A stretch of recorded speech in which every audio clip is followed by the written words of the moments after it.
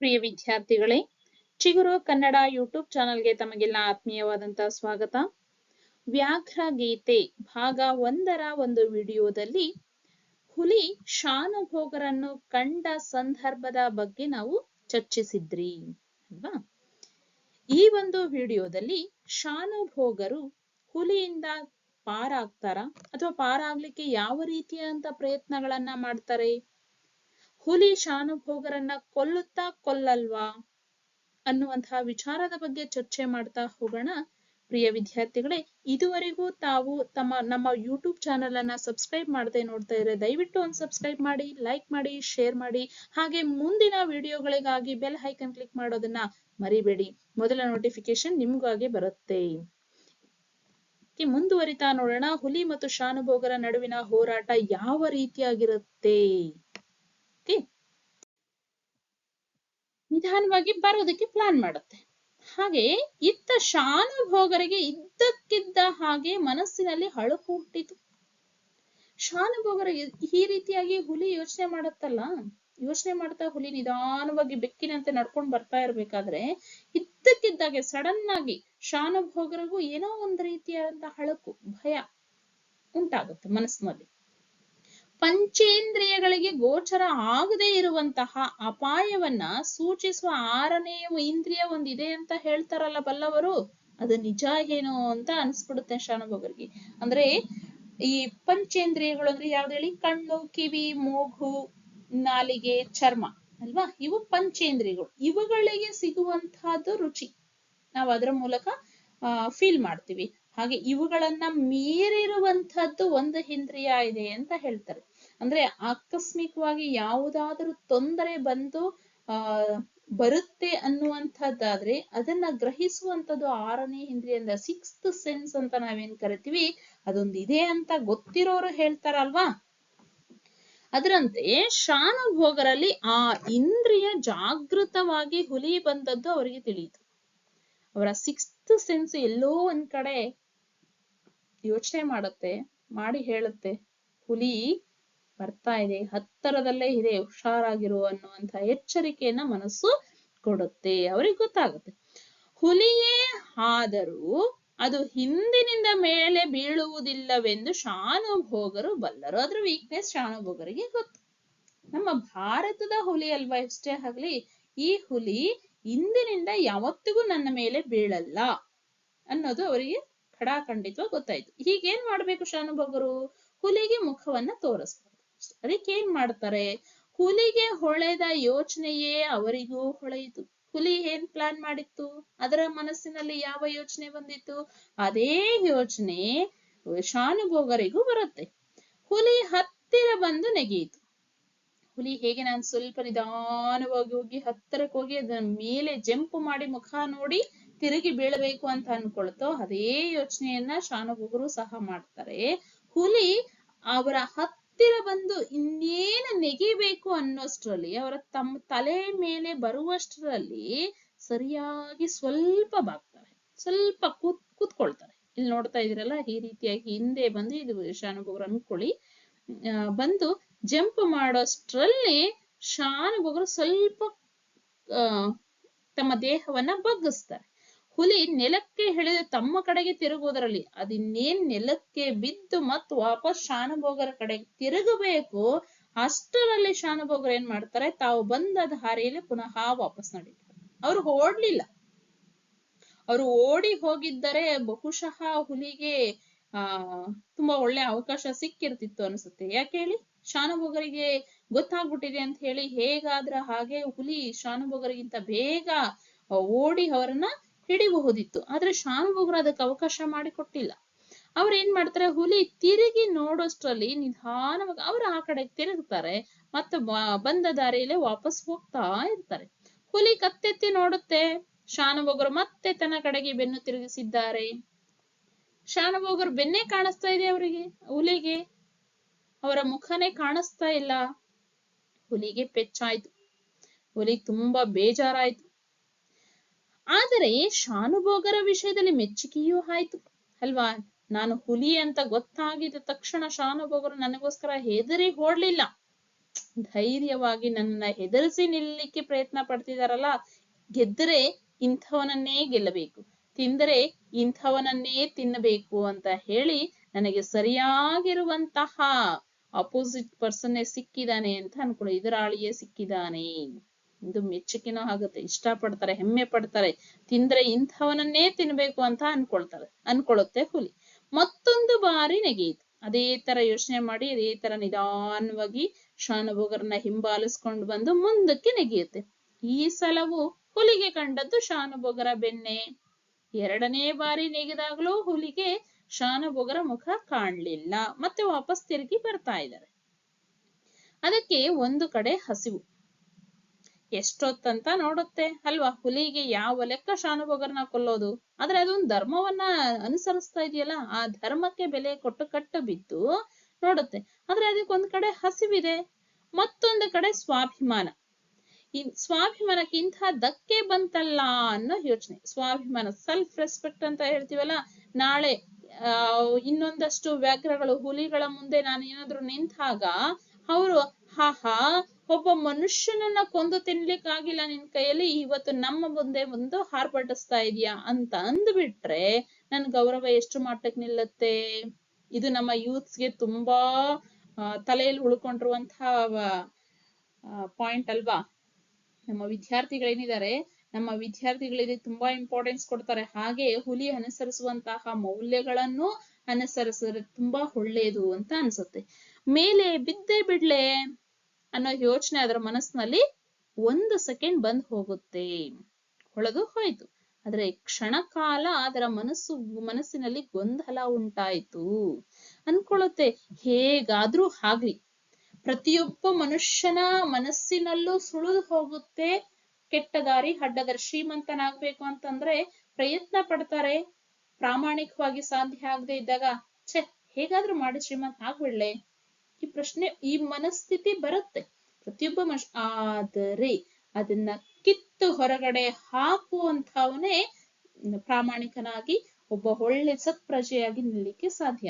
ಒಂದು ಹೂ ತೋಟ ಅಥವಾ ಕೈ ತೋಟ ನಾವು ಮಾಡುವಂತಹ ಕೃಷಿ ತೋಟ ಮಾಡಿದಾಗ, ಬೆಳೆಯನ್ನ ಹಾಕಿದಾಗ ಕಳೆ ಬರೋದು ಸಹಜ ಅಲ್ವಾ? ಹಾಗಂತ ಕಳೆನ ಹಾಗೇ ಬಿಟ್ಕೊಂಡ್ರೆ ಬೆಳೆ ಬೆಳೆಯಕ್ಕಾಗತ್ತಾ? ಇಲ್ಲ. ಆ ಕಳೆಯನ್ನ ಕಿತ್ತು ಹೊರಗಡೆ ಹಾಕೋದೇ ರೈತನ ಕೆಲಸ. ಹಾಗೇನೆ ನಮ್ಮ ಮನಸ್ಸಿನಲ್ಲಿ ಬರುವಂತಹ ಕೆಟ್ಟ ಆಲೋಚನೆಗಳನ್ನ ನಾವು ಕಿತ್ತು ಹೊರಗಡೆ ಹಾಕಿದಾಗ ನಮ್ಮಲ್ಲಿರುವಂತಹ ಒಳ್ಳೆಯ ಗುಣಗಳು ಒಂದು ಒಳ್ಳೆಯ ಬೆಳೆಯಾಗಿ ಬೆಳೆದು ಒಳ್ಳೆ ಫಸಲನ್ನ ಸಮಾಜಕ್ಕೆ ಕೊಡುತ್ತೆ. ವಿದ್ಯಾರ್ಥಿಗಳೇ ನೆನಪಿರ್ಲಿ ಅಲ್ವಾ? ಅದ್ರ ಮನಸ್ಸಿನಲ್ಲಿ ಬರುತ್ತೆ ಗೊಂದಲ, ಒಂದ್ ಸ್ವಲ್ಪ ಸಮಯ ಅದಕ್ಕೆ ಕನ್ಫ್ಯೂಸ್ ಆಗತ್ತೆ ಏನ್ ಮಾಡ್ಬೇಕು ಅಂತ. ಆದ್ರೆ ಆ ಗೊಂದಲ ಕ್ಷಣ ಕಾಲಕ್ಕಿಂತ ಹೆಚ್ಚಾಗಿ ನಿಲ್ಲಲಿಲ್ಲ ಬಿಡಿ, ಒಂದು ಸೆಕೆಂಡ್ ಹಂಗ್ ಬಂದ್ ಹೋಯ್ತಷ್ಟೇ, ಅದು ತುಂಬಾ ಹೊತ್ತು ನಿಲ್ಲಲಿಲ್ಲ. ಅದು ಯಾಕೆ ಗೊತ್ತಾ? ಸದ್ವಂಶದಲ್ಲಿ ಜನಿಸಿದ ಹುಲಿ, ಅದು ಒಂದು ಒಳ್ಳೆಯ ವಂಶದಲ್ಲಿ, ಅದು ಎಂತಹ ನಾಡಿನಲ್ಲಿ? ಶ್ರೀರಾಮ ಆಳಿದ ನಾಡು, ಭಗವದ್ಗೀತೆ ಹುಟ್ಟಿದ ನಾಡಲ್ಲಿ ಹುಟ್ಟಿರುವಂತಹ ಹುಲಿ ಅದು. ಖಂಡವಿದೆಕೋ ಮಾಂಸವಿದೆಕೋ, ಗುಂಡಿಗೆಯ ಬಿಸಿ ರಕ್ತವಿದೆಕೋ ಎಂದು ಹಸು ಆಹ್ವಾನ ಕೊಟ್ಟಾಗ ನನ್ನ ಅಜ್ಜ ಬಾಯಿ ಚಪ್ಪರಿಸಿಕೊಂಡು ಹಸುವನ್ನು ತಿನ್ನಬಹುದಾಗಿತ್ತು. ಆದರೂ ಆ ಹುಲಿರಾಯ ಸತ್ಯವ್ರತೆಯಾದ ಪುಣ್ಯಕೋಟಿಯನ್ನು ತಿನ್ನಲೊಲ್ಲದೆ ಪ್ರಾಣ ಬಿಡಲಿಲ್ಲವೇ? ಆ ಪವಿತ್ರ ಕತೆ ಸುವರ್ಣಾಕ್ಷರದಲ್ಲಿ ಲಿಖಿತವಾಗಿ ಇಂದಿಗೂ ಹುಲಿಗಳಿಗೂ ಹಸುಗಳಿಗೂ ಆದರ್ಶವಾಗಿಲ್ಲವೇ? ಅಂಥ ಹುಲಿಯ ಮೊಮ್ಮಗನಾಗಿ ಹುಟ್ಟಿ ತಾನು ಅಧರ್ಮಕ್ಕೆ ಕೈ ಹಾಕುವುದೇ ಎಂದುಕೊಂಡಿತು. ಅದಕ್ಕೆ ಎಲ್ಲ ಯೋಚನೆಗಳು ಬರುತ್ತೆ ಅಲ್ವಾ? ಪುಣ್ಯಕೋಟಿ ಇಲ್ಲಿ ನೋಡ್ತಾ ಇದ್ದೀರಾ, ನಾವು ಚಿತ್ರದಲ್ಲಿ ನೋಡ್ತಾ ಇದೀವಿ. ಪುಣ್ಯಕೋಟಿ ಕತೆ ನಮಗೆ ತುಂಬಾ ಚೆನ್ನಾಗಿ ಗೊತ್ತಿದೆ ಅಲ್ವಾ? ಅದ್ರಲ್ಲಿ ಹಸು ಹುಲಿಯಿಂದ ಅನುಮತಿಯನ್ನ ಪಡ್ಕೊಂಡು ಹೋಗಿ ವಾಪಸ್ ಬರ್ತೇನೆ ಅಂತ ಹೇಳಿ ಹೋಗುತ್ತೆ. ಬಂದು ಖಂಡವಿದೆಕೋ ಮಾಂಸವಿದೆಕೋ, ಬಿಸಿ ರಕ್ತದಿಂದ ತುಂಬಿರುವಂತಹ ಖಂಡ ಮಾಂಸದಿಂದ ಕೂಡಿದ್ದೇನೆ ನಾನು, ಬಾ ನನ್ನನ್ನ ಕೊಂದು ತಿನ್ನು ಅಂತ ಆಹ್ವಾನ ಕೊಟ್ಟಾಗ ಅದೇ ಹೋಗಿ ನಿಲ್ಲತ್ತೆ. ಅದರ ಸತ್ಯವ್ರತೆಯನ್ನ ಪ್ರಾಮಾಣಿಕತೆಯನ್ನ ನೋಡದಂತಹ ಹುಲಿ ಅದನ್ನ ತಿನ್ನೋದಿಕ್ ಇಷ್ಟಪಡದೆ ಪ್ರಾಣ ಬಿಡತ್ತೆ ಅಲ್ವಾ? ಪುಣ್ಯಕೋಟಿ ಕತೆ ಸುವರ್ಣಾಕ್ಷರಗಳಲ್ಲಿ ಉಳಿಲಿಕ್ಕೆ ಕಾರಣ ಏನ್ ಹೇಳಿ? ಸತ್ಯ, ಪ್ರಾಮಾಣಿಕತೆ. ಅದೇ ಸತ್ಯ ಪ್ರಾಮಾಣಿಕತೆಯನ್ನ ಉಳಿಸ್ಕೊಂಡಂತಹ ಗಾಂಧೀಜಿ ರಾಷ್ಟ್ರಪಿತ ಆದ್ರು. ಒಂದೇ ಅಸ್ತ್ರ, ಪ್ರಾಮಾಣಿಕತೆ, ಅಹಿಂಸೆ. ಒಂದೇ ಹೆಗ್ಗುರಿಗೆ ನಾವು ಹೋರಾಡಿದ್ರೆ ಖಂಡಿತವಾಗಿ ಒಂದು ಮೌಲ್ಯವನ್ನ, ಸಮಾಜಕ್ಕೆ ಉಪಕಾರಿಯಾಗುವಂತಹ ಒಂದು ಮೌಲ್ಯವನ್ನ ವಿದ್ಯಾರ್ಥಿಗಳೇ ನಾವು ನಮ್ಮಲ್ಲಿ ಅಳವಡಿಸಿಕೊಂಡರೆ ಖಂಡಿತವಾಗಲೂ ನಮ್ಮಲ್ಲೂ ಸಾಧನೆ, ನಾವು ಬಲ್ಲಿರಿ ಅಲ್ವಾ? ಅನ್ಕೊಳತ್ತೆ, ಅದನ್ನ ಇಷ್ಟಪಡದೆ ನನ್ನ ಅಜ್ಜ ಪ್ರಾಣ ಬಿಟ್ಟಿಲ್ವಾ, ಅಂಥ ಹುಲಿಯ ಮೊಮ್ಮಗನಾಗಿ ಹುಟ್ಟಿ ನಾನು ಇಂಥ ಅಧರ್ಮಕ್ಕೆ ಕೈ ಹಾಕುದ? ಒಬ್ಬ ಅಲ್ಪ ಮಾನವನನ್ನ ಧರ್ಮ ವಿರೋಧವಾಗಿ ಕೊಂದು ತಿನ್ನೋದು ಸರಿನಾ ಅಂತ ಯೋಚನೆ ಮಾಡುತ್ತೆ. ಆ ಪಾಪದ ಯೋಚನೆಯನ್ನು ಹೊರದೂಡಿ ಮತ್ತೆ ಶಾನುಭೋಗರ ಮುಂಭಾಗಕ್ಕೆ ನೆಗೆಯಿತು. ಇದೇ ತರ ಯೋಚನೆ ಮಾಡ್ತಾ ಮಾಡ್ತಾ ಬರ್ತಾ ಇದ್ದಂತ ಹುಲಿ ಮತ್ತೆ ನಿಧಾನವಾಗಿ ಬಂದು ಶಾನುಭೋಗರ ಮುಂದೆ ಮತ್ತೊಂದು ಸಾರಿ ನೆಗೆಯುತ್ತೆ. ಇದು 3ನೇ ಬಾರಿ ನೆಗೆಯುತ್ತಾ ಇದೆ ವಿದ್ಯಾರ್ಥಿಗಳೇ. ಕತ್ತೆತ್ತಿದರೆ ಶಾನುಭೋಗರು ಮತ್ತೆ ತಿರುಗಿದ್ದಾರೆ. ಇದು 3ನೇ ಸಾರಿನೂ ಸಹ ಶಾನುಭೋಗರನ್ನ ಮುಖ ನೋಡ್ಲಿಕ್ಕೆ ಸಾಧ್ಯ ಆಗ್ಲಿಲ್ಲ. ಆ ಕಡೆ ಜಂಪ್ ಮಾಡಿ ತಿರುಗಿ ನೋಡುವಷ್ಟರಲ್ಲಿ ಮತ್ತೆ ಅವರ ಬೆನ್ನೇ ಕಾಣಿಸ್ತಾ ಇದೆ. ಹುಲಿಗೆ ಅವರ ಬೆನ್ನು ಹೊರತು ಮತ್ತೇನು ಕಾಣಿಸ್ತಿಲ್ಲ, ಮುಖನೇ ಕಾಣಿಸ್ತಿಲ್ಲ, ಅದು ಕತ್ತಲು ಬೇರೆ. ಈ ಸ್ಪರ್ಧೆ ಸುಮಾರು 5-6 ಸಾರಿ ನಡೆದಿರಬಹುದು. ಇಬ್ಬರ ವೇಗವು ಸಲಸಲಕ್ಕೂ ಹೆಚ್ಚಾಗ್ತಾ ಇದೆ.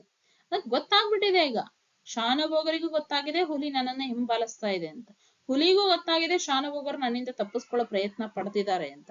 ಹಾಗಾಗಿ ಇಬ್ರು ಸಲಸಲಕ್ಕೂ ವೇಗ ಜಾಸ್ತಿ ಆಗ್ತಾ ಇದೆ. ಶಾನುಭೋಗರಿಗೆ ನಡೆಯುವುದು ಸಾಧ್ಯವಿರ್ಲಿಲ್ಲ.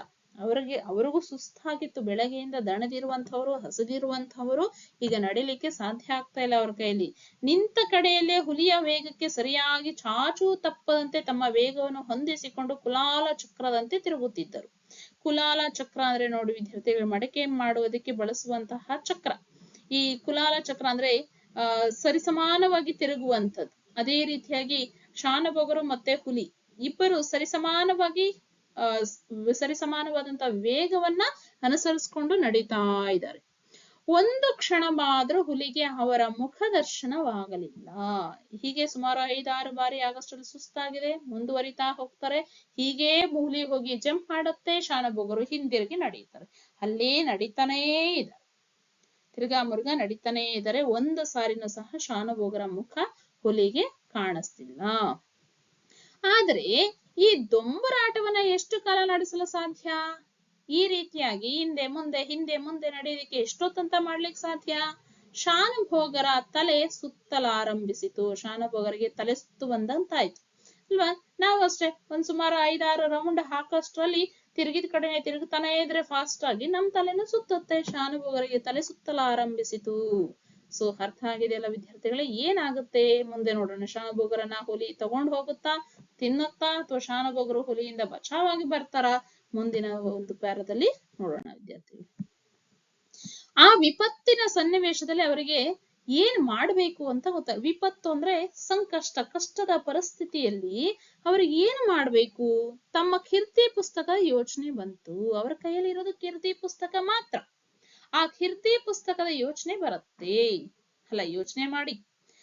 ಹುಲಿಯ ಪಂಜಾದಿಂದ ಒಂದೇಟು ಬಿದ್ರೆ ಸಾಕು, ಮುಂದೆ ಯಾವುದರ ಹರಿವೂ ಉಳಿಯಲ್ಲ. ಪಂಜ ಅಂದ್ರೆ ಹುಲಿಯ ಮುಂಗಾಲು ಅಂತ ಏನ್ ಕರಿತೀವಲ್ಲ, ಇದನ್ನ ಪಂಜ ಕೈ ಅಂತ ಕರಿತೀವಿ. ಹುಲಿಯ ಈ ಪಂಜಾದಿಂದ ಮುಂಗಾಲಿನಿಂದ ಕೈಯಿಂದ ಒಂದು ಏಟು ಶಾನುಭೋಗರ ಮೇಲೆ ಬಿದ್ರೆ ಮುಂದೆ ಆಗೋದು ಯಾವುದು ಅವರ ನೆನಪಲ್ಲಿ ಉಳಿಯಲ್ಲ. ನೋವೇನಿದ್ರೆ ಎಷ್ಟೊತ್ತಿರುತ್ತೆ? ಒಂದು ಕ್ಷಣ ಅಷ್ಟೇ, 1 ನಿಮಿಷ ಪ್ರಾಣ ಹೋಗುವಷ್ಟರಲ್ಲಿ. ಒಂದೇ ಒಂದು ಕ್ಷಣದ ಮಾತು. ಮಡಿಯಬೇಕಾದರೆ ಮಾಡಿಯೇ ಮಡಿಯುತ್ತೇನೆ. ಓಕೆ, ಹುಲಿ ಹೇಗಿದ್ರು ನನ್ನ ಕೊಂದೇ ಕೊಲ್ಲುತ್ತೆ, ಇದ್ರಲ್ಲಿ 2 ಮಾತಿಲ್ಲ. ನಾನು ಎಷ್ಟೊತ್ತಂತ ಹೀಗೆ ತಿರುಗ್ಲಿಕ್ಕೆ ಸಾಧ್ಯ ಅಲ್ವಾ? ಆದ್ರೆ ಕೊಲ್ಲುತ್ತೆ ಅನ್ನೋದು ಗೊತ್ತಾದ್ಮೇಲೆ ಏನಾದ್ರೂ ಮಾಡ್ಬೇಕು ಅಂತ ಇರುತ್ತಲ್ವ ನಮ್ಗೆ. ಮಾಡೋಣ, ಮಡಿಯಬೇಕಾದರೆ ಅಂದ್ರೆ ಸಾಯಬೇಕಾದ್ರೆ, ಸಾಯುವುದು ನಿಶ್ಚಯ ಆಗಿದ್ದರೆ ಮಾಡಿಯೇ ಮಡಿಯುತ್ತೇನೆ, ಏನಾದ್ರೂ ಮಾಡ್ತೇನೆ, ಪ್ರಯತ್ನ ಪಡ್ತೇನೆ ಹುಲಿಯಿಂದ ಬಚಾವಾಗ್ಲಿಕ್ಕೆ ಎಂದು ಮಡಿಯುತ್ತೇನೆ ಎಂದು ನಿಶ್ಚಯದಿಂದ ಡಿಸೈಡ್ ಮಾಡ್ಕೊಳ್ತಾರೆ, ನಿಶ್ಚಯಿಸ್ಕೊಳ್ತಾರೆ. ಆದ್ರೆ ಮಾಡೋದಾದ್ರೂ ಏನನ್ನ? ಕೈಯಲ್ಲಿ ಆಯುಧ ಇಲ್ಲ, ಅವರಲ್ಲಿ ಆಯುಧವಿರಲಿಲ್ಲ. ಮಾಡೋದಾದ್ರೂ ಏನಾದ್ರೂ ಆಯುಧ ಇದೆ ಅನ್ನೋದಾದ್ರೆ ಹುಲಿಯ ಮೇಲೆ ಹಿಂತಿರುಗಿ ಆಕ್ರಮಣ ಮಾಡಬಹುದು, ಹುಲಿಯನ್ನ ಹೆದರಿಸಿ ಓಡಿಸ್ಲಿಕ್ಕೆ ಪ್ರಯತ್ನ ಪಡ್ಬಹುದು. ಆದ್ರೆ ಏನ್ ಮಾಡೋದು? ಸಾಯಕ್ಕೂ ಮುಂಚೆ ನನ್ನ ಕೈಲಾಗಿದ್ದನ್ನ ಮಾಡಿನೇ ಸಾಯ್ತೀನಿ ಅಂತ ನಿರ್ಧಾರ ಏನೋ ಮಾಡ್ಬಿಟ್ರು. ಆದ್ರೆ ಮಾಡೋದೇನನ್ನ? ಕೀರ್ತಿ ಪುಸ್ತಕ ಶಾನುಭೋಗರ ಬ್ರಹ್ಮಾಸ್ತ್ರ ಅಲ್ವಾ. ಅವರ ಕೈಯಲ್ಲಿ ಯಾವುದೇ ಆಯುಧಗಳಿಲ್ಲ. ಈಗ ಅವ್ರ ಹತ್ರ ಇರೋದೇನು? ಕೇವಲ ಕೀರ್ತಿ ಪುಸ್ತಕ ಇದೆ. ಇದು ಶಾನುಭೋಗರ ಕೈಯಲ್ಲಿರುವಂತಹ ಬ್ರಹ್ಮಾಸ್ತ್ರ ಅಂತ ಹೇಳ್ತೀವಿ. ಅಂದ್ರೆ ಕೊನೆಯ ಅಸ್ತ್ರ, ಕೊನೆಯ ಅಸ್ತ್ರ. ಅದನ್ನೇ ಉಪಯೋಗಿಸಬೇಕು ಅಂತ ನಿರ್ಧಾರ ಮಾಡ್ಕೊಂಡ್ರು. ಇದು ನಿಮಗೆ ಸಂದರ್ಭ ಬರುತ್ತೆ, ನೆನ್ಪಿಟ್ಕೊಳ್ಳಿ ಯಾವ ಸನ್ನಿವೇಶದಲ್ಲಿ ಬಂದಿದೆ ಅಂತ ಹೇಳ್ಬೇಕು. ಆದರೆ ಅದು ಹುಲಿಯ ಮೇಲೇನೋ ಫಲಿಸಿತು. ಏನ್ ಫಲ ಕೊಡುತ್ತೆ ಹುಲಿಯ ಮೇಲೆ? ಅದನ್ನ ಇಟ್ಕೊಂಡು ನಾನು ಆಕ್ರಮಣ ಮಾಡಿದ್ರೆ ಏನೋ ಖಡ್ಗ, ಬಂದೂಕು, ಒಂದು ದಪ್ಪ ಕೋಲು ಇದ್ರೆ ಅದರಿಂದ ಆಕ್ರಮಣ ಮಾಡಿದ್ರೆ ಏನೋ ಹುಲಿಯಿಂದ ಸ್ವಲ್ಪ ದೂರಕ್ಕಾದ್ರೂ ಹೋಗಬಹುದೇನೋ ನಾನು. ಆದ್ರೆ ಕೀರ್ತಿ ಪುಸ್ತಕ, ಈ ಕೀರ್ತಿ ಪುಸ್ತಕದಿಂದ ಏನು ಸಾಧ್ಯ ಆಗುತ್ತೆ? ಅದನ್ನು ಪ್ರಯೋಗಿಸಿದ್ದರಿಂದ ಹುಲಿ ಸಾಯೋದಂತಿರ್ಲಿ, ಸಾಯುತ್ತೋ ಬಿಡುತ್ತೋ ಗೊತ್ತಿಲ್ಲ, ಆದರೆ ಅದರ ಮೇಲೆ ಯಾವ ಪರಿಣಾಮ ಕೂಡ ಆಗಲ್ಲ. ಹುಲಿನ ಸಾಯಿಸುವ ಯೋಚನೆ ದೂರದ ಮಾತೆ. ಅದರ ಮೈ ಮೇಲೆ ಇರುವಂತಹ ಒಂದು ಕೂದಲನ್ನು ಸಹ ಅಲುಗಾಡಿಸ್ಲಿಕ್ಕೆ ಸಾಧ್ಯ ಇಲ್ಲ. ಆದ್ರೂ ಏನೋ ಬಂಡ ಧೈರ್ಯ ಶಾನುಭೋಗರಿಗೆ. ಕ್ಷಣ ಕಾಲ ಹುಲಿ ಅಪ್ರತಿಭವಾದರೆ, ಒಂದೇ ಒಂದು ಕ್ಷಣ ಅದಕ್ಕೆ ಸ್ವಲ್ಪ ಅದರ ಗಮನ ಆ ಕಡೆ ಈ ಕಡೆ ಹೋದ್ರೆ, ಸ್ವಲ್ಪ ಮನಸ್ಸು ಡೈವರ್ಟ್ ಆದ್ರೆ, ಅಪ್ರತಿಭ ಅಂದ್ರೆ ಡೈವರ್ಟ್ ಆದ್ರೆ, ಅದ್ರ ಗಮನ ಸ್ವಲ್ಪ ಆ ಕಡೆ ಈ ಕಡೆ ಚಲಿಸ್ಬಿಟ್ರೆ ಅಷ್ಟರಲ್ಲಿ ಓಡಿ ಸಮೀಪದ ಮರದ ಮೇಲಕ್ಕೇರಬಹುದಲ್ವಾ ಅನ್ನುವಂತಹ ಹುಚ್ಚು ಆಸೆ ಶಾನುಭೋಗರು. ಮರ ಏನು ಹುಲಿ ಹತ್ತಲಾರದೆ ಹತ್ತುತ್ತೆ. ಅಂದ್ರೆ ಒಂದು ಹುಚ್ಚು ಆಸೆ ಇದೆ, ಏನೋ ಒಂದು ಆಸೆ, ಬದುಕ್ತೀನೇನೋ ಅನ್ನೋಂಥ ಭರವಸೆ. ಸ್ವಲ್ಪ ಮನಸ್ಸನ್ನ ಡೈವರ್ಟ್ ಮಾಡಿದ ಒಂದು ಸೆಕೆಂಡ್ ಗ್ಯಾಪ್ ನನಗ್ ಕೊಟ್ರೆ ಅಷ್ಟರಲ್ಲೇ ಓಡೋಗಿ ಒಂದು ಮರವನ್ನ ಹತ್ತು ಬಿಡ್ತೀನಿ ಅನ್ನುವಂಥ ಆಸೆ. ಅಂತೂ ಮನುಷ್ಯ ಪ್ರಯತ್ನದಲ್ಲಿರುವುದನ್ನೆಲ್ಲ ಮಾಡ್ಬಿಡ್ಬೇಕು. ಮನುಷ್ಯನ ಕೈಯಲ್ಲಿ ಏನೇನೆಲ್ಲ ಮಾಡ್ಲಿಕ್ಕೆ ಸಾಧ್ಯನೋ ಎಲ್ಲವನ್ನ ಮಾಡ್ಬೇಕು. ಅದರ ಮೇಲೆ ಕರ್ಮಣ್ಯೇವಾಧಿಕಾರಸ್ತೆ ಮಾ ಫಲೇಶು ಕದಾಚನ ಅಲ್ವಾ. ನಮ್ಮ ಕರ್ಮಕ್ಕೆ ಅನುಸಾರವಾಗಿ ಭಗವಂತ ಫಲಾಫಲಗಳನ್ನ ನಿರ್ಧಾರ ಮಾಡಿ ಇಟ್ಟಿರ್ತಾನೆ. ನಮ್ಮ ಪ್ರಯತ್ನದಲ್ಲಿ ಇರುವಂತದ್ದನ್ನೆಲ್ಲ ಮಾಡ್ಬೇಕು. ಅದೇ ವಿದ್ಯಾರ್ಥಿಗಳೇ ನಾವು ಮಾಡ್ಬೇಕಾಗಿರೋದು. ನೀವು ನಿಮ್ಮ ಕೈಯಲ್ಲಿ ಆಗುವಂತಹ ಎಲ್ಲಾ ಪ್ರಯತ್ನಗಳನ್ನ ಮಾಡಿ ನಿಮ್ಮ ಕೆಲಸವನ್ನ ನೀವು ನಿಷ್ಠೆಯಿಂದ ಮಾಡಿದ್ರೆ ಖಂಡಿತ ನೀವು ಬಯಸುವಂತಹ ಫಲಿತಾಂಶವನ್ನ ಭಗವಂತ ಕೊಟ್ಟೇ ಕೊಡ್ತಾನೆ. ನಿಮ್ಮ ಪ್ರಯತ್ನವನ್ನ ನೀವು ಮಾಡಿ, ಫಲಾಫಲಗಳು ಭಗವಂತನಿಗೆ ಬಿಟ್ಬಿಡಿ ಅಂತ ಯೋಚನೆ ಮಾಡಿದ್ರು. ಇತ್ತ ಹುಲಿಗೂ ವಿಪರೀತವಾದ ಆಯಾಸ ಆಗಿತ್ತು.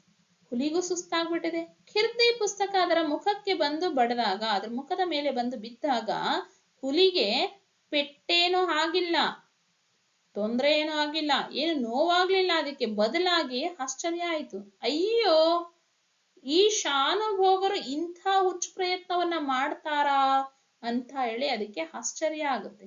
ಬಳಲಿಕೆಯಿಂದ ಜಡವಾಗಿದ್ದ ಮನಸ್ಸಿಗೆ ಪರಿಸ್ಥಿತಿಯ ಅರಿವಾಗಲು ನಿಮಿಷ ಹಿಡಿಯಿತು. ಅದೇ ಈಗಾಗಲೇ ಓಡಾಡಿ ಹಸಿವಿನಿಂದ ಸುಸ್ತಾಗಿತ್ತಲ್ಲ, ಬಳಲಿತ್ತಲ್ಲ, ಆ ಮನಸ್ಸಿಗೆ ಏನ್ ಆಯ್ತು ಅಂದ್ರೆ ಏನ್ ಬಂದು ನನ್ನ ಮುಖದ ಮೇಲೆ ಬಿತ್ತು ಅಂತ ಅರ್ಥ ಮಾಡ್ಕೊಳ್ಳೋದಕ್ಕೆ ಒಂದು ನಿಮಿಷ ಹಿಡಿಯಿತು. ಆ ನಿಮಿಷದಲ್ಲಿ ಶಾನುಭೋಗರು ಯೋಚನೆ ಮಾಡ್ತಾರೆ. ಹುಲಿಯ ಮೇಲೆ ಬುಕ್ಕನ್ನ ಎಸೆದ ತಕ್ಷಣ ದೇವರೇ ಮರ ಹತ್ತುವಷ್ಟು ಅವಕಾಶ ಕರುಣಿಸು ಎನ್ನುತ್ತಾ ಒಂದೇ ಉಸಿರಿನಲ್ಲಿ ಮರದ ಕಡೆಗೆ ಧಾವಿಸಿದೆ. ಒಂದೇ ಉಸಿರಿನಲ್ಲಿ ಮರದ ಕಡೆಗೆ ಓಡ್ತಾರೆ. ಆದ್ರೆ ದೇವರ ರಕ್ಷಣಾ ವ್ಯವಸ್ಥೆನೇ ಬೇರೆ ಇತ್ತು. ತಾನೊಂದು ಬಗೆದರೆ ದೈವ ಒಂದು ಬಗೆದಿತ್ತು ಅಂತ ಹೇಳ್ತಾರಲ್ಲ, ಹಾಗೆ ದೇವರ ರಕ್ಷಣೆನೇ ಬೇರೆ ಇತ್ತು. ದೇವರು ಬೇರೆ ರೀತಿಯಲ್ಲೇ ವ್ಯವಸ್ಥೆಯನ್ನ ಮಾಡಿಟ್ಕೊಂಡಿದ್ದ. ಮರಕ್ಕೆ ಕೆಲವು ಅಡಿ ದೂರದಲ್ಲಿ, ಸ್ವಲ್ಪ ದೂರದಲ್ಲಿ ನೋಡಿ ಕಾಣ್ತಾ ಇದೆಯಲ್ಲ, ಇಲ್ಲಿ ಮರ ಇದೆ. ಮರಕ್ಕೆ ಸ್ವಲ್ಪ ದೂರದಲ್ಲಿ ನೆಲದಿಂದ ಮೇಲೆದ್ದುಕೊಂಡಿದ್ದ ಕಲ್ಲನ್ನ ಹೆಡವಿ ಶಾನುಭೋಗರು ಬಿದ್ರು. ಮೊದಲೇ ದಣಿವಾಗಿತ್ತು. ಬಿದ್ದ ಪೆಟ್ಟಿಗೆ ಪ್ರಜ್ಞೆ ತಪ್ಪಿತು. ಇಲ್ಲಿ ನೋಡಿ ಕಾಣ್ತಾ ಇದೆ, ಇಲ್ಲಿ ಮರ ಇದೆ. ಕೀರ್ತಿ ಪುಸ್ತಕವನ್ನ ಹುಲಿಯ ಮೇಲೆ ಎಸೆದಿದ್ದೇ ತಡ ಓಡ್ಲಿಕ್ಕೆ ಪ್ರಾರಂಭ ಮಾಡ್ತಾರೆ. ಓಡುವಾಗ ಈ ಒಂದು ಬೋಟ್ ಕಲ್ಲು ಅಂತ ನಾವು ಕರಿತೀವಲ್ಲ, ನೆಲದಿಂದ ಮೇಲೆ ಸ್ವಲ್ಪ ಎದ್ದು ನಿಂತಿರುತ್ತೆ, ಮಣ್ಣಲ್ಲಿ ಕಚ್ಕೊಂಡಿರುತ್ತೆ. ಆ ಕಲ್ಲನ್ನ ಹೆಡವಿ ಕೆಳಗಡೆ ಬೀಳ್ತಾರೆ. ಬಿದ್ದ ಹೇಟಿಗೆ ಪ್ರಜ್ಞೆ ತಪ್ಪುತ್ತೆ ಅಲ್ವಾ. ಕೆಲವು ನಿಮಿಷಗಳಾದ ಮೇಲೆ ಮೂರ್ಛೆ ತಿಳಿಯಿತು. ಕೆಲವೊಂದು ನಿಮಿಷಗಳಾದ್ಮೇಲೆ ಪ್ರಜ್ಞೆಯಿಂದ ಅಂದ್ರೆ ಅನ್ಕಾನ್ಶಿಯಸ್ ಆಗಿದ್ದಂಥವ್ರು ಕಾನ್ಶಿಯಸ್ ಮೈಂಡ್ಗೆ ಬರ್ತಾರೆ. ಆದ್ರೂ ಆಗ ಅವರಲ್ಲಿ ಯಾವುದೊಂದು ಇಂದ್ರಿಯವು ಚುರುಕಾಗಿ ಕೆಲಸ ಮಾಡ್ತಾ ಇರಲಿಲ್ಲ. ಅವರು ಏನ್ ಅಷ್ಟೊಂದು ಪ್ರಜ್ಞೆ ಬಂದಿರ್ಲಿಲ್ಲ. ಅಂದ್ರೆ ಸರಿಯಾದ ರೀತಿಗೆ ಏನು ಅರ್ಥ ಆಗ್ತಿರ್ಲಿಲ್ಲ. ಅವ್ರಿಗೆ ಏನಾಯ್ತು, ಎಲ್ಲಿದ್ದೀನಿ, ಏನ್ ಮಾಡ್ತಾ ಇದ್ದೀನಿ ಗೊತ್ತಾಗ್ತಿರ್ಲಿಲ್ಲ. ಮನಸ್ಸು ಅಸ್ಪಷ್ಟ ಸ್ಥಿತಿಯಲ್ಲಿತ್ತು. ಮನಸ್ಸಿಗೆ ಸ್ಪಷ್ಟನೆ ಅನ್ನೋದು ಇರ್ಲಿಲ್ಲ. ಕಣ್ಣು ಮಂಜಾಗಿತ್ತು. ಎಷ್ಟೋ ಹೊತ್ತು ಆ ಸ್ಥಿತಿಯಲ್ಲಿ ಇದ್ರು ಅವರು. ಅವರಿಗಂತೂ ತಿಳಿಯದು ಇಷ್ಟೊತ್ತು ನಾನು ಆ ಅರೆ ಪ್ರಜ್ಞೆಯಲ್ಲಿ ಇದ್ದೆ ಅಂತ ಅವರಿಗೆ ಗೊತ್ತಿಲ್ಲ. ಎಚ್ಚೆತ್ತಾಗ ಅವರ ಬಳಿಯಲ್ಲಿ 4-5 ಜನ ನಿಂತಿದ್ರು. ಅವರಿಗೆ ಎಚ್ಚರ ಆದಾಗ ಸ್ವಲ್ಪ ಮಟ್ಟಿಗೆ ಎಚ್ಚರ ಆದಾಗ 4-5 ಜನ ಅವರ ಸುತ್ತಮುತ್ತ ನಿಂತ್ಕೊಂಡಿದ್ದಾರೆ. ತಮ್ಮ ಮುಖವೆಲ್ಲ ಒದ್ದೆಯಾಗಿತ್ತು. ಆದರೂ ಯಾರೋ ನೀರು ಚುಮುಕಿಸುತ್ತಲೇ ಇದ್ರು. ಇನ್ನು ಅವ್ರನ್ನ ಸುತ್ತಮುತ್ತ 4-5 ಜನ ನಿಂತ್ಕೊಂಡಿದ್ದಾರೆ. ಆದ್ರೂ ಸಹ ಇನ್ನು ಮುಖ ಒದ್ದೆ ಆಗಿದ್ರು ಇನ್ನು ಯಾರೋ ನೀರು ಹಾಕ್ತಾನೆ ಇದ್ದಾರೆ, ಎದ್ದೇಳಿ ಅಂತ, ಎಚ್ಚರ ಆಗ್ಲಿ ಅಂತ ಹೇಳಿ ನೀರನ್ನ ಚಿಮುಕಿಸ್ತಾ ಇದ್ದಾರೆ. ಇದು ಮುಂದೆ ಏನಾಗುತ್ತೆ, ಶಾನುಭೋಗರು ಹೇಗೆ ಬದುಕಿದ್ರು ಅನ್ನೋದು ಅವರಿಗೂ ಸಹ ಸ್ಪಷ್ಟ ಇಲ್ಲ. ನೋಡೋಣ ಮುಂದೆ ಏನಾಗುತ್ತೆ. ಇಲ್ಲಿ ಶಾನುಭೋಗರು ಮೂರ್ಛೆಯಲ್ಲಿದ್ದಾಗ ನಡೆದದ್ದು ಇಷ್ಟು. ಏನೇನ್ ನಡೆದಿತ್ತು, ಮೂರ್ಛೆ ಬಿದ್ದಿದ್ರಲ್ವಾ, ಕೆಳಗಡೆ ಬಿದ್ದು ಅನ್ಕಾನ್ಶಿಯಸ್ ಆದಾಗ ಏನೇನ್ ನಡೆದಿತ್ತು, ಇದು ತುಂಬಾ ಇಂಪಾರ್ಟೆಂಟ್ ವಿದ್ಯಾರ್ಥಿಗಳೇ, ನೆನ್ಪಿಟ್ಕೊಳ್ಳಿ. ಈ ಪ್ಯಾರಾಗ್ರಾಫ್ 8-10 ವಾಕ್ಯಕ್ಕೆ ಬರುತ್ತೆ. ಚಿಕ್ಕನಾಯಕನಹಳ್ಳಿಗೆ ತೆಂಗಿನಕಾಯಿ ತುಂಬಿಕೊಂಡು ಹೋಗಿದ್ದ ಕೆಲವು ರೈತರು ಆ ತಿಂಗಳ ಬೆಳಕಿನಲ್ಲಿ, ತಿಂಗಳ ಅಂತಂದ್ರೆ ಚಂದ್ರನ ಬೆಳಕಿನಲ್ಲಿ ಗಾಡಿ ಹೊಡೆದುಕೊಂಡು ತಮ್ಮ ಹಳ್ಳಿಗೆ ಹಿಂದಿರುಗ್ತಾ ಇದ್ರು. ಇಲ್ಲಿ ಒಂದು ಬಂಡಿಯ ಚಿತ್ರವನ್ನ ನೋಡ್ತಾ ಇದ್ದೀರಾ ಅಲ್ವಾ. ಚಿಕ್ಕನಾಯಕನಹಳ್ಳಿಗೆ ಒಂದಷ್ಟು ಜನ ರೈತರು ಈ ತರ ಬಂಡಿಯಲ್ಲಿ, ಎತ್ತಿನ ಗಾಡಿಯಲ್ಲಿ ತೆಂಗಿನಕಾಯನ್ನ ಮಾರಾಟ ಮಾಡ್ಲಿಕ್ಕೆ ಹೋಗಿದ್ದಾರೆ. ಅದನ್ನೆಲ್ಲ ಮುಗಿಸ್ಕೊಂಡು ವಾಪಸ್ಸು ತಿಂಗಳ ಬೆಳಕಿನಲ್ಲಿ ಅಂತಂದ್ರೆ ಚಂದ್ರನ ಬೆಳಕಿನಲ್ಲಿ, ಬೆಳದಿಂಗಳಲ್ಲಿ ಗಾಡಿ ಹೊಡ್ಕೊಂಡು ವಾಪಸ್ ಬರ್ತಿದ್ದಾರೆ. ಶಾನುಭೋಗರು ಬಿದ್ದ ಸ್ಥಳಕ್ಕೆ ಕಾಲು ಹರಿದಾರಿ ಇದೆ ಎನ್ನುವಾಗ, ಕಾಲು ಹರಿದಾರಿ ಅಂದ್ರೆ 3 ಮೈಲಿ ಅಂತ ಅರ್ಥ. ಕಾಲು ಹರಿದಾರಿ ಅಂದ್ರೆ 1 ಮುಕ್ಕಾಲು 1 ಮೈಲಿ ದೂರದಲ್ಲಿ ಇರಬೇಕಾದ್ರೆ ಎನ್ನುವಾಗ ಎತ್ತುಗಳು ಏನು ಮಾಡಿದ್ರು ಮುಂದೆ ಹೋಗದೆ ಕಣಿ ಹಾಕಿಕೊಂಡವು. ಈ ಎತ್ತುಗಳೇನಿದೆಯಲ್ಲ ಸುಮಾರು ಒಂದು ಮುಕ್ಕಾಲು 1 ಕಿಲೋಮೀಟರ್ ದೂರದಲ್ಲಿ ಇರಬೇಕಾದ್ರೇನೆ ಅವು ಮುಂದೆ ಹೋಗದೆ ಅಲ್ಲೇ ಮೊಂಡಕ್ಕೆ ಹಾಕೊಂಡು ನಿಂತ್ಕೊಳ್ತವೆ. ಅದೇ ವೇಳೆಗೆ ಎದೆ ನಡುಗುವಂತೆ ಹುಲಿಯ ಗರ್ಜನೆ ಕೇಳಿಸ್ತು. ಆ ಹುಲಿಗಳು ಯಾವಾಗ ಮುಂದೆ ಹೆಜ್ಜೆ ಹಿಡದೆ ಅಲ್ಲೇ ನಿಂತ್ಕೊಂಡ್ಬಿಟ್ವಲ್ಲ, ಆಗ ನಮ್ ಎದೆಯನ್ನ ನಡುಗಿಸುವಂತಹ ಭಯಾನಕವಾದಂತಹ ಒಂದು ಗರ್ಜನೆ ಕೇಳಿ ಬರುತ್ತೆ. ಹುಲಿಯ ಗರ್ಜನೆ ಕೇಳಿಸುತ್ತೆ. ಹುಲಿ ಸೌಂಡ್ ಮಾಡುತ್ತೆ. ಎತ್ತುಗಳ ಗಂಟೆಯ ಶಬ್ದವನ್ನು ಕೇಳಿದ ಹುಲಿ ಕೆಲವು ನಿಮಿಷ ತಡೆದು ನೋಡಿತು. ಎತ್ತುಗಳ ಕೊರಳಲ್ಲಿ, ಇಲ್ಲಿ ನೋಡಿದಿರಲ್ಲ, ಕತ್ತಿಗೆ ಗಂಟೆಯನ್ನ ಕಟ್ತಾರೆ ವಿದ್ಯಾರ್ಥಿಗಳೇ. ಅದು ಸೌಂಡ್ ಮಾಡುತ್ತೆ. ಅಂದ್ರೆ ಎಲ್ಲಾದ್ರೂ ಹೋದಾಗ, ಪ್ರಾಣಿಗಳನ್ನ ಬಿಟ್ಟಾಗ ಗೊತ್ತಾಗ್ಲಿ ಎಲ್ಲಿ ಬರ್ತಾ ಇದಾವೆ ಏನು ಅನ್ನೋದು ಗೊತ್ತಾಗ್ಲಿ ಅಂತ, ಅಥವಾ ಸಂತೋಷಕ್ಕೋಸ್ಕರ ಹಾಕ್ತಾರೆ. ಈ ಗಂಟೆ ಶಬ್ದ ಎತ್ತು ನಡೀತಾ ಇರ್ಬೇಕಾದ್ರೆ ಶಬ್ದ ಬರುತ್ತಲ್ಲ, ಆ ಶಬ್ದವನ್ನ ಕೇಳುತ್ತೆ ಹುಲಿ. ಸ್ವಲ್ಪ ಹೊತ್ತು ತಡೆದು ನೋಡುತ್ತೆ, ಏನಿದು ಶಬ್ದ, ಯಾವ ಕಡೆಯಿಂದ ಬರ್ತಾ ಇದೆ ಅಂತ ಯೋಚನೆ ಮಾಡುತ್ತೆ. ಆದ್ರೆ ರೈತರ ಮಾತು ಕೇಳಿ ಬಂದ ಮೇಲೆ, ರೈತರು ಹೇಳ್ತಾ ಇರ್ತಾರೆ, ಯಾಕೆ ಎತ್ತುಗಳಲ್ಲೇ ನಿಂತ್ಕೊಂಡ್ಬಿಟ್ಟಿದಾವೆ, ಮುಂದೆ ಹೋಗ್ತಾ ಇಲ್ಲ ಅಂತ ಯೋಚನೆ ಮಾಡಿ ಅವರು ಮಾತಾಡುವಂತಹ ಸದ್ದು ಹುಲಿ ಕೇಳದ ಮೇಲೆ ನಿರಾಶೆಯಿಂದಲೂ ಕೋಪದಿಂದಲೂ ಮತ್ತೊಂದ್ಸಾರಿ ಗರ್ಜಿಸಿ ಪಲಾಯನ ಮಾಡಿತು. ಅದಕ್ಕೆ ನಿರಾಶೆ ಆಗತ್ತೆ. ಇಂಥ ದುಂಡಾದಂತಹ ಶರೀರವನ್ನ ಹೊಂದಿರುವಂತ ಶಾನುಭೋಗರನ್ನ ತಿನ್ಲಿಕ್ಕೆ ಸಾಧ್ಯ ಆಗ್ಲಿಲ್ವಲ್ಲ ಅಂತ ಹೇಳಿ ನಿರಾಶೆ, ಬೇಜಾರಾಗತ್ತೆ, ಮತ್ತೆ ಕೋಪನು ಬರುತ್ತೆ. ಶಾನುಭೋಗರನ್ನ ತಿನ್ಲಿಕ್ಕೆ ಆಗ್ಲಿಲ್ಲ ಅನ್ನುವಂತಹ ಕೋಪನು ಬಂದು ಅಲ್ಲಿಂದ ಗರ್ಜಿಸಿ ಮತ್ತೊಂದ್ಸಾರಿ ಪಲಾಯನ ಅಂದ್ರೆ ವಾಪಸ್ ಹೋಗುತ್ತೆ. ಗಾಡಿಯಲ್ಲಿದ್ದಂಥವರು 5 ಜನವಿದ್ರು. ಗಾಡಿಯಲ್ಲಿ ಸುಮಾರು ಒಂದು 5 ಜನ ಇದ್ರು. ಎಷ್ಟೇ ಆಗ್ಲಿ ಹುಲಿ ಅಂದ್ರೆ ಭಯ ಅಲ್ವಾ. ಒಬ್ಬರಿರ್ಲಿ, 5 ಇರ್ಲಿ, 50 ಜನ ಇರ್ಲಿ, ಹುಲಿ ಅಂದ್ರೆ ಭಯನೇ. ಸ್ವಲ್ಪ ಹೊತ್ತು ಗಾಡಿ ಬಳಿಯಲ್ಲೇ ನಿಂತು ನೋಡಿದ್ರು. ಸ್ವಲ್ಪ ಹೊತ್ತು ಅದೇ ಗಾಡಿ ಹತ್ರ ನಿಂತ್ಕೊಂಡು ನೋಡ್ತಾರೆ, ಮತ್ತೊಂದ್ಸರಿ ಸೌಂಡ್ ಕೇಳುತ್ತಾ ಅಂತ. ಮತ್ತೆ ಗರ್ಜನೆ ಕೇಳಲಿಲ್ಲ, ಮತ್ತೆ ಹುಲಿಯ ಗರ್ಜನೆ ಕೇಳಿ ಬರ್ಲಿಲ್ಲ. ಅನಂತರ ಅವರು ತಮ್ಮಲ್ಲಿದ್ದ ಕೋವಿಯಿಂದ 1-2 ತೋಟ ಹಾರಿಸಿ ಕೈಲಾದಷ್ಟು ಗಲಭೆ ಮಾಡುತ್ತಾ ತೆಂಗಿನ ಗರಿಯ ಪಂಜು ಹೊತ್ತಿಸಿಕೊಂಡು ಜಾಗರೂಕತೆಯಿಂದ ಮುಂದುವರಿದರು. ಮೂರ್ಛೆಯಲ್ಲಿ ಬಿದ್ದಿದ್ದ ಶಾನುಭೋಗರನ್ನು ಕಂಡು ಮುಖದ ಮೇಲೆ ನೀರೆರಚಿ ಎಚ್ಚರಿಸಿದರು. ಅದಾದ್ಮೇಲೆ ಸ್ವಲ್ಪ ತಲೆ ನಿಂತ್ಕೊಳ್ತಾರಲ್ಲ, ನಿಂತ್ಕೊಂಡ್ಮೇಲೆ ತೋಟ ನೋಡಿ, ಇಲ್ಲಿ ಈ ಚಿತ್ರದಲ್ಲಿ ನೋಡ್ತಾ ಇದ್ದೀರಲ್ವಾ, ಈ ರೀತಿಯಾಗಿ ತೋಟ ಬಂದೂಕೇನಿದೆ ಅದರಿಂದ ಒಂದೆರಡು ತೋಟವನ್ನ ಹಾರಿಸ್ತಾರೆ. ಗುಂಡನ ಮದ್ದು ಗುಂಡನ್ನ ಹಾರಿಸಿ ಕೈಲಾದಷ್ಟು ಗಲಭೆ ಅಂದ್ರೆ ಸೌಂಡ್ ಮಾಡ್ತಾರೆ. ಮಾಡಿ ಪಂಜನ್ನ ಹೊತ್ತಿಸಿಕೊಂಡು ಬೆಂಕಿ ಹಚ್ಚಿರುವಂತಹ, ಇಲ್ಲಿ ಒಂದು ಕಡ್ಡಿ ನೋಡ್ತಾ ಇದ್ದೀರಲ್ಲ, ಈ ರೀತಿಯಾಗಿ ತೆಂಗಿನ ಗರಿಗೆ ಪಂಜನ್ನ ಹಚ್ಕೊಳ್ತಾರೆ. ಆ ಒಣಗಿರುವಂತ ತೆಂಗಿನ ಗರಿಗೆ ಬೆಂಕಿಯನ್ನ ಹಾಕಿ ಅದನ್ನ ಪಂಚ ರೀತಿಯಲ್ಲಿ ಮಾಡಿಕೊಂಡು ಜಾಗರೂಕವಾಗಿ ಮುಂದೆ ಬಂದು ನೋಡ್ತಾರೆ. ಶಾನುಭೋಗರು ಬಿದ್ದಿದ್ರು ಅಲ್ಲಿ. ಆಗ ಅವರ ಮುಖದ ಮೇಲೆ ನೀರಚ್ಚಿ ಎಚ್ಚರಿಸಿದ್ರು ಅಲ್ವಾ. ಇದಿಷ್ಟು ಶಾನುಭೋಗರು ಮೂರ್ಛೆಯಲ್ಲಿದ್ದಾಗ ನಡೆದಂತಹ ಘಟನೆ. ಅಂದ್ರೆ ಚಿಕ್ಕನಾಯಕನಹಳ್ಳಿಗೆ ತೆಂಗಿನಕಾಯಿ ತುಂಬಿಕೊಂಡು ಹೋಗಿದ್ದಂತಹ ಜನ ವಾಪಸ್ ಬರುವಾಗ ಅವರ ಎತ್ತಿನ ಗಾಡಿಗಳು ಮುಂದೆ ಹೋಗದೆ ಅಲ್ಲೇ ನಿಂತ್ಕೊಳ್ತವೆ. ನಿಂತ್ಕೊಂಡಾಗ ಹುಲಿಯ ಗರ್ಜನೆ ಕೇಳಿ ಬರುತ್ತೆ. ಹುಲಿ ಎತ್ತುಗಳ ಗಂಟೆ ಶಬ್ದವನ್ನ, ರೈತರ ಮಾತನ್ನ ಕೇಳಿ ನಿರಾಶೆಯಿಂದ ಕೋಪದಿಂದ ಗರ್ಜನೆ ಮಾಡಿ ವಾಪಸ್ ಹೋಗುತ್ತೆ. ಆಗ ಗಾಡಿಯವರು ಅಲ್ಲಿ ಒಂದಷ್ಟು ಗಲಭೆಯನ್ನ ಮಾಡಿ ಕೋವಿಯಿಂದ ಒಂದೆರಡು ತೋಟಗಳನ್ನ ಹಾರಿಸಿ ಪಂಜು ಹೊತ್ತಿಸ್ಕೊಂಡು ಮುಂದೆ ಬಂದು ನೋಡ್ತಾರೆ. ಶಾನುಭೋಗರು ಮೂರ್ಛೆಯಲ್ಲಿ ಬಿದ್ದಿರ್ತಾರೆ. ಅವರ ಮುಖದ ಮೇಲೆ ನೀರರ್ಚಿ ಎಚ್ಚರಿಸಿದರು ಅಲ್ವಾ. ಅರ್ಥ ಆಗಿದೆ ಅಂತ ಅನ್ಕೊಳ್ತೀನಿ. ನಿಧಾನವಾಗಿ ಪಾಸ್ ಮಾಡಿ ಕೇಳಿ ವಿದ್ಯಾರ್ಥಿಗಳೇ. ಮೊದಲೇ ಹೇಳಿದಂತೆ ಶಾನುಭೋಗರು ಗಟ್ಟಿ ಮನಸ್ಸಿನವರು ಬಿಡಿ. ಯಾರಾದ್ರೂ ಅಲ್ಪ ಮನಸ್ಸಿನವರಾಗಿದೆ ಅಂದ್ರೆ ಮೃದು ಮನಸ್ಸಿನವರಾಗಿದ್ದರೆ ಇಷ್ಟೊತ್ತಿಗಾಗಲೇ ಹುಲಿ ಅಂತ ಗೊತ್ತಾಗಿದ ತಕ್ಷಣ ದೈವ ಪಾದವನ್ನ ಮುಟ್ಟಿರ್ತಿದ್ರು. ಬೇಗ ಚೇತರಿಸಿಕೊಂಡಿದ್ದು ನಡೆದ ಸಂಗತಿಯನ್ನೆಲ್ಲ ನೆನಪಿಗೆ ತಂದುಕೊಂಡರು.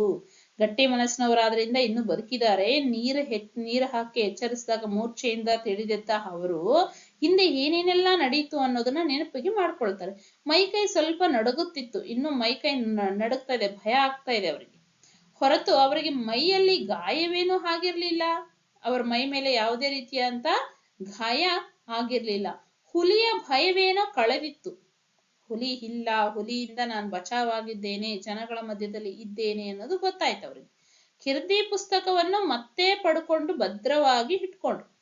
ಭದ್ರ ಮಾಡಿಕೊಂಡಿದ್ದಾಯ್ತು. ಅಲ್ಲಿದ್ದಂತ ಜನ ಅಲ್ಲಿದ್ದಂತ ಪುಸ್ತಕವನ್ನ ತಗೊಂಡು ಬಂದು ಅವ್ರಿಗೆ ಕೊಟ್ಟಿದ್ದಾರೆ. ಆದರೆ ಅವರ ಮನಸ್ಸನ್ನೆಲ್ಲ ವಿಸ್ಮಯ ಆವರಿಸಿತ್ತು. ಏನೋ ಒಂದು ಮಾಯಾಜಾಲ, ಮಾಯೆ, ಏನೋ ನಡೆದಿದೆ ಅನ್ನುವಂಥದ್ದು ಅವರಿಗೆ ಅರ್ಥ ಆಗ್ತಾ ಇದ್ದು. ಇದು ಏನೋ ನಂಬಲಿಕ್ಕೆ ಅಸಾಧ್ಯವಾದಂತ ಒಂದು ಚಮತ್ಕಾರ ಇರಬೇಕು ಅಂತ ಅವ್ರಿಗೆ ಅನಿಸ್ತಾ ಇತ್ತು. ತಾವು ಉಳಿದದ್ದು ಹೇಗೆ, ನಾನು ಹೇಗೆ ಉಳಿದೆ?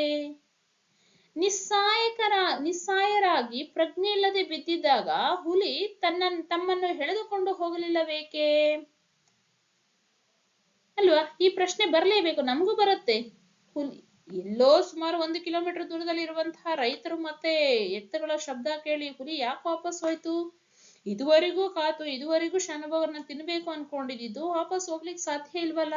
ಎಳೆದು ತಿರುಗಿಸಿ ಪಂಜಾದಿಂದ ಹಿಂಗ್ ಉಲ್ಟಾ ತಿರುಗಿಸ್ಬಿಟ್ಟು ನೋಡ್ಬೋದಾಗಿತ್ತಲ್ಲ ಶಾನುಭೋಗರ ಮುಖವನ್ನ, ಯಾಕೆ ಮಾಡ್ಲಿಲ್ಲ ಅದ? ಹಾಗಾದ್ರೆ ಸ್ವಲ್ಪ ಹೊತ್ತು ಯೋಚನೆ ಮಾಡ್ತಾರೆ. ಯೋಚಿಸ್ಬಿಟ್ಟು ಗಾಡಿಯವರನ್ನ ಕೇಳ್ತಾರೆ, ನಾನು ಮುಖ ಮೇಲಾಗಿ ಬಿದ್ದಿದ್ದೇನೆ ಎಂದು. ಇಲ್ಲ, ಅವರು ಬಿದ್ದಿದ್ದದ್ದು ಬೆನ್ನು ಮೇಲಾಗಿ. ಶಾನುಭೋಗರ ಸಮಸ್ಯೆಗೆ ಉತ್ತರ ದೊರೆತಂತಾಯಿತು. ನೋಡಿ ಎಷ್ಟು ಚೆನ್ನಾಗಿದೆ ಅಲ್ವಾ. ಅವರು ಗಾಡಿಯವರನ್ನ ಕೇಳಿ ಕನ್ಫರ್ಮ್ ಮಾಡ್ಕೊಳ್ತಾರೆ. ಸರಿ, ನಾನು ಬಿದ್ದೆ ಅಲ್ವಾ ಕೆಳಗಡೆ, ನಾನು ಹೆಂಗ್ ಬಿದ್ದಿದ್ದೆ? ಮುಖ ಮೇಲಾಗಿ ಬಿದ್ದಿದ್ನ, ಮುಖ ಭೂಮಿ ಕಡೆಗೆ ಇತ್ತ ಅಂತ ಹೇಳಿದಾಗ, ಇಲ್ಲ, ಬೆನ್ನ ಮೇಲೆ ಇತ್ತು, ಮುಖ ಭೂಮಿಗೆ ಬಿದ್ದಿತ್ತು ಅಂತ ಹೇಳಿದಾಗ ಅವರಿಗೆ ಕನ್ಫರ್ಮ್ ಆಗುತ್ತೆ. ಕೊನೆಗೂ ಅಷ್ಟು ಹಸುದಿದ್ದಂತ ಹುಲಿ ತನ್ನ ಧರ್ಮವನ್ನ ಬಿಟ್ಟಿಲ್ಲ ಅನ್ನೋದು ಅವರಿಗೆ ಅರ್ಥ ಆಗುತ್ತೆ ಅಲ್ವಾ. ನಮ್ಮಲ್ಲಿ ಇಂಥ ಪ್ರಾಮಾಣಿಕತೆಯನ್ನು ಅನುಸರಿಸುವಂತಹ ಮನುಷ್ಯರು ಬೆರಳೆಣಿಕೆ ಅಲ್ವಾ. ಮಾಡಿದ್ದನ್ನೇ ನಾನು ಮಾಡ್ಲಿಲ್ಲ ಅಂತ ಹೇಳುವಂತಹ ಜನ ಇರುವಂತಹ ಇಂಥ ನಾಡಲ್ಲಿ ನಾವು ಈ ಹುಲಿಯಲ್ಲಿರುವಂತಹ ಧರ್ಮದಲ್ಲಿ ಒಂದು ಭಾಗ ಆದ್ರೂ ಅನುಸರಿಸಬಹುದಲ್ವಾ ವಿದ್ಯಾರ್ಥಿಗಳೇ?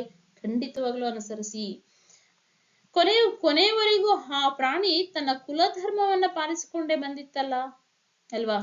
ತಾನು ಎಷ್ಟೇ ಹಸಿದಿದ್ರು ಎಷ್ಟೇ ಅವಮಾನ ಆಗಿದ್ರು ತನ್ನ ಧರ್ಮವನ್ನ ಬಿಡದೆ ಪಾಲಿಸ್ಕೊಂಡು ಬಂದಿದೆಯಲ್ಲ. ಉದಾರ ಹೃದಯರಾದ ಶಾನುಭೋಗರ ಬಾಯಿಂದ ಭಲೆ ಎಂಬ ಮೆಚ್ಚುಗೆಯ ಮಾತು ಹೊರಟಿತು. ಭಲೆ, ಶಬಾಷ್, ಗ್ರೇಟ್ ಅಂತ ಹುಲಿಯ ಬಗ್ಗೆ ಒಂದು ಮೆಚ್ಚುಗೆಯ ನುಡಿಯನ್ನ ಹಾಡ್ತಾರೆ.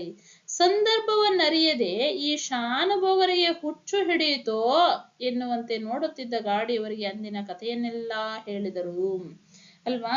ಅವ್ರ ಪಾಡಿಗೆ ಅವರು ಭಲೆ ಮೆಚ್ಕೊಂಡೆ ನಿನ್ನ ಅಂತ ಅಂದಾಗ ಆ ಗಾಡಿಯಲ್ಲಿದ್ದಂತ ರೈತರಿಗೆಲ್ಲ ಅನ್ಸುತ್ತೆ ಶಾನುಭೋಗರು ಬಿದ್ದ ಹೇಟಿಗೆ ಎಲ್ಲೋ ಹುಚ್ಚುಗಿಚ್ಚು ಹಿಡಿದಿದೆ ಅಂತ ಅನ್ಕೊಳ್ತಾರೆ. ಆದರೆ ಅವರ ಆ ಕಥೆಯನ್ನೆಲ್ಲ ವಿವರಿಸಿ ಹೇಳ್ತಾರೆ ಅವರಿಗೆ. ಶಾನುಭೋಗರು ಕುಡಿದ ನೀರು ಹಲುಗದ ಹಾಗೆ ಎನ್ನಲಾಗದಿದ್ದರೂ ಜೀವ ಸಹಿತ ಮನೆ ಸೇರಿಕೊಂಡರು. ಕುಡಿದ ನೀರು ಹಲುಗದ ಹಾಗೆ ಅಂದ್ರೆ ಈ ಗಾದೆ ಮಾತಿನ ಅರ್ಥ ಯಾವುದೇ ರೀತಿಯ ಕಷ್ಟ ಪಡದೆ ಸುಖವಾಗಿ ಬಂದು ಮನೆಯನ್ನ ಸೇರೋದು ಅಂತ ಅರ್ಥ. ಸುಖವಾಗಿ ಇರೋದು ಅಂತ ಅಂದ್ರೆ ನಾವು ಕುಡಿದಿರುವಂತಹ ನೀರೂ ಸಹ ಯಾವುದೇ ತೊಂದರೆ ಇಲ್ಲದೆ ಹೊಟ್ಟೆಯಲ್ಲಿ ಆರಾಮಾಗಿದೆ ಅನ್ನುವಂತಹ ರೀತಿಯಲ್ಲಿ ಬರುವಂಥದ್ದು. ಆ ರೀತಿ ಅಲ್ಲದೇ ಇದ್ರು ಅಂದ್ರೆ ತುಂಬಾ ಟಯರ್ಡ್ ಆಗಿದ್ರು, ತುಂಬಾ ಸುಸ್ತಾಗಿದ್ರು, ತುಂಬಾ ತೊಂದರೆ ಪಟ್ಟರು ಸಹ ಜೀವ ಸಹಿತ ಮನೆ ಸೇರ್ಕೊಂಡ್ರು. ಹೊಸರು ಇತ್ತು. ರಸದ ಊಟವನ್ನು ಮಾಡಿದ್ರು. ಅವತ್ತಿನ ಊಟ ಅವರಿಗೆ ತುಂಬಾ ರುಚಿ ಅನಿಸುತ್ತೆ ವಿದ್ಯಾರ್ಥಿಗಳೇ. ಪ್ರತಿದಿನ ತಿನ್ನುವಂತಹ ಊಟವನ್ನೇ ತಿಂದ್ರೂ ಸಹ ಯಾವತ್ತು ಹಸಿದಿದ್ದು ನಾವು ಊಟ ಮಾಡ್ತೀವಲ್ಲ, ಆಗ ಹಳಸೋಗಿರುವಂತಹ ಅನ್ನನೂ ಅಮೃತ ಆಗಿ ನಮ್ಗೆ ರುಚಿಸುತ್ತೆ ಅಲ್ವಾ. ಈ ರಸದ ಊಟವನ್ನ ಮಾಡ್ತಾ ಹುಲಿ ಈಗ ಎಷ್ಟು ಹಸಿದಿರಬೇಕು ಎಂಬ ಯೋಚನೆ ಬಂದಾಗ ಅವರೇ ಅನ್ಸುತ್ತೆ, ನಿಮ್ಗೆ ಸಂದರ್ಭ ಬರುತ್ತೆ ಇದು. ಹುಲಿ ಈಗ ಎಷ್ಟೊಂದು ಹಸ್ದಿರ್ಬೇಕಲ್ವಾ, ನನ್ನನ್ನ ಬಿಟ್ಟು ಹೋದಂತ ಹುಲಿಗೆ ಊಟ ಸಿಕ್ಕಿದೆಯೋ ಸಿಕ್ಕಿಲ್ವೋ ಅನ್ನೋಂಥ ಯೋಚನೆ ಕೃತಜ್ಞತಾ ಭಾವದಿಂದ ನೋಡ್ತಾರೆ. ಅವರ ವದನಾರವಿಂದದಲ್ಲಿ ಮುಗುಳು ನಗೆ ಮೂಡಿತು. ವದನಾರವಿಂದ, ವದನ ಅಂತ ಅಂದ್ರೆ ಮುಖ, ಅರವಿಂದ ಅಂದ್ರೆ ಕಮಲ, ಕಮಲದಂತಹ ಮುಖದಲ್ಲಿ ಅಲ್ವಾ. ವದನಾರವಿಂದ ರೂಪಕ ಅಲಂಕಾರ ಆಗುತ್ತೆ ವಿದ್ಯಾರ್ಥಿಗಳೇ, ನೆನ್ಪಿಟ್ಕೊಳ್ಳಿ. ಕಮಲದ ಮುಖದಲ್ಲಿ, ಕಮಲದಂತೆ ಹರಳಿದ್ದಂತ ಮುಖದಲ್ಲಿ, ಕಮಲದ ಮುಖದಲ್ಲಿ ಮುಗುಳು ನಗೆ ಬರುತ್ತೆ. ಊಟದ ರುಚಿ ಇಮ್ಮಡಿಯಾಯಿತು. ಅವರಿಗೆ ಆವತ್ತಿನ ಊಟ ಅಮೃತಕ್ಕೆ ಸಮಾನವಾಗಿರುತ್ತೆ. ಇಮ್ಮಡಿ ಅಂದ್ರೆ 2 ಪಟ್ಟು ಜಾಸ್ತಿ ಆಗತ್ತೆ. ಅವರಿಗೆ ಅರೆ ನಿಮಿಷದ ಅವಕಾಶವನ್ನು ಒದಗಿಸಿಕೊಟ್ಟು ಪ್ರಾಣವನ್ನು ಕಾಪಾಡಿದ ಆ ಕೀರ್ತಿ ಪುಸ್ತಕ ಎಂದಿನಂತೆ ತನ್ನ ಜೀರ್ಣ ವಸ್ತ್ರದ ಹೊದಿಕೆಯಲ್ಲಿ ತೊಲೆಯಲ್ಲಿ ವಿಶ್ರಾಂತಿ ಪಡೆಯುತ್ತಿತ್ತು. ಅವರಿಗೆ ಒಂದು ಅರೆ ನಿಮಿಷ ಹುಲಿಯಿಂದ ಬಚಾವಾಗ್ಲಿಕ್ಕೆ ಅವಕಾಶವನ್ನು ಮಾಡಿಕೊಡ್ತಲ್ಲ ಆ ಒಂದು ಕೀರ್ತಿ ಪುಸ್ತಕವನ್ನ ಇವತ್ತಿಗೂ ಸಹ ಅವರು ದೇವರ ಕೋಣೆಯಲ್ಲಿ ಇಟ್ಟು ಪೂಜೆ ಮಾಡ್ತಿದ್ದಾರೆ. ಶಾನುಭೋಗರ ದೃಷ್ಟಿಯು ಅನಂತ ವಾತ್ಸಲ್ಯದಿಂದ, ತುಂಬಾ ಕೃತಜ್ಞತಾ ಭಾವದಿಂದ, ಕೃತಜ್ಞತೆಯಿಂದ, ಪ್ರೀತಿಯಿಂದ ಅದರ ಕಡೆಗೆ ನೋಡ್ತಾರೆ ಒಂದು ಸಾರಿ ಶಾನುಭೋಗರು ಅಲ್ವಾ. ಮುಂದೆ ಆ ಶಾನುಭೋಗರಂತೂ ಈಗ ಇಲ್ಲ ಬಿಡಿ. ಆದ್ರೆ ಕೀರ್ತಿ ಪುಸ್ತಕ ಇಂದಿಗೂ ಭದ್ರವಾಗಿದೆ ಅವರ ಮನೆಯ ವಂಶಸ್ಥರಲ್ಲಿ. ದೇವರ ಮಂದಾಸನದ ಮೇಲೆ ಮಂಡಿಸಿ ಶಾನುಭೋಗರ ಸಂತತಿಯವರಿಂದ ಈಗಲೂ ಪೂಜೆಯನ್ನು ಕೈಗೊಳ್ಳುತ್ತಿದೆ. ಇವತ್ತಿಗೂ ಸಹ ಪೂಜೆಯನ್ನು ಸ್ವೀಕರಿಸ್ತಾ ಇದೆ ಆ ಕೀರ್ತಿ ಪುಸ್ತಕ. ಶಾನುಭೋಗರು ಹೋದ್ರು, ಆದ್ರೆ ಕೀರ್ತಿ ಪುಸ್ತಕವನ್ನ ಜನ ಇವತ್ತು ದೇವರು ಅಂತ ಹೇಳಿನೇ ಅವರ ವಂಶಸ್ಥರು ಪೂಜೆ ಮಾಡ್ತಾ ಇದ್ದಾರೆ. ಅವರೆಲ್ಲರ ಕೃತಜ್ಞತೆಯು ಅದಕ್ಕೆ ಸಂದಿದೆ. ಅವರೆಲ್ಲರೂ ಋಣಿಯಾಗಿದ್ದಾರೆ. ಆದರೆ ನಿಜವಾಗಿ ನೋಡಿದರೆ ಶಾನುಭೋಗರು ಉಳಿದಿದ್ದು ಕೀರ್ತಿ ಪುಸ್ತಕದಿಂದಲ್ಲ ಅಲ್ವಾ. ನಿಮಗೊಂದು ಪ್ರಶ್ನೆ ಕೇಳ್ತಾರೆ, ಶಾನುಭೋಗರು ಉಳಿದಿದ್ದು ಕೀರ್ತಿ ಪುಸ್ತಕದಿಂದನೋ ಅಲ್ಲವೋ ಸಮರ್ಥಿಸಿ. ಹುಲಿಯ ಧರ್ಮ ಶ್ರದ್ಧೆಯಿಂದ ಅಲ್ವಾ. ಹುಲಿ ತನ್ನ ಧರ್ಮವನ್ನ ಅನುಸರಿಸದೆ ಒಂದು ಕ್ಷಣ ಅವರನ್ನ ಹಿಂಗ ತಿರುಗಿಸಿ ಎಳ್ಕೊಂಡು ಹೋಗಿ ಕಚ್ಚಿ ತಿನ್ನಬಹುದಾಗಿತ್ತು. ಆ ಗುಣವನ್ನು ಹಾಡಿ ಹೊಗಳುವ ನನ್ನ ಭಾಗ್ಯ ನನ್ನ ಪಾಲಿಗೆ ಬಂದಿದೆ. ಇದನ್ನ ಕೇಳುವಂತಹ ಭಾಗ್ಯವಂತರು ನಾವಾಗಿದ್ದೀವಿ ವಿದ್ಯಾರ್ಥಿಗಳೇ. ಇದು ಖಂಡಿತವಾಗ್ಲೂ ಅರ್ಥ ಆಗಿದೆ ಅಂತ ಭಾವಿಸ್ತೇನೆ. ತುಂಬಾ ಸ್ವಾರಸ್ಯಕರವಾಗಿರುವಂತಹ ಒಳ್ಳೆಯ ಸಂದೇಶವನ್ನ ಕೊಡುವಂತಹ ಪಾಠ ಇದು. ನಿಮಗೆ ಇಷ್ಟ ಆಗಿದ್ರೆ ಒಂದು ಲೈಕ್ ಮಾಡಿ, ಶೇರ್ ಮಾಡಿ, ಹಾಗೆ ಮುಂದಿನ ವಿಡಿಯೋಗಳಿಗಾಗಿ ಸಬ್ಸ್ಕ್ರೈಬ್ ಮಾಡಿ, ಬೆಲ್ ಐಕನ್ ಕ್ಲಿಕ್ ಮಾಡೋದನ್ನ ಮರಿಬೇಡಿ. ಚಿಗುರು ಕನ್ನಡ ಯೂಟ್ಯೂಬ್ ಚಾನಲ್ ಅನ್ನ ಸಬ್ಸ್ಕ್ರೈಬ್ ಮಾಡ್ಕೊಳ್ಳಿ. ನಿಮಗೆ ಯಾವುದೇ ರೀತಿಯಂತ ಕನ್ನಡದ ವಿಷಯಕ್ಕೆ ಸಂಬಂಧಿಸಿದಂತಹ ಪಾಠ, ಪದ್ಯ, ವ್ಯಾಕರಣಾಂಶಗಳಿಗೆ ಸಂಬಂಧಿಸಿದಂತಹ ತರಗತಿಗಳನ್ನ ಹಾಗೂ ನೋಟ್ಸ್ ಬೇಕಾಗಿದ್ದರೆ ಕಮೆಂಟ್ ಬಾಕ್ಸ್ ಅಲ್ಲಿ ತಿಳಿಸಿ. ಮರೀದೆ ಈ ಒಂದು ವಿಡಿಯೋದ ಅಭಿಪ್ರಾಯವನ್ನ ಕಮೆಂಟ್ ಬಾಕ್ಸ್ ಅಲ್ಲಿ ಹಾಕೋದನ್ನ ಮರಿಬೇಡಿ. ಧನ್ಯವಾದಗಳು ವಿದ್ಯಾರ್ಥಿಗಳೇ. ಮುಂದಿನ ವಿಡಿಯೋದೊಂದಿಗೆ ಸಿಗೋಣ. ಧನ್ಯವಾದಗಳು.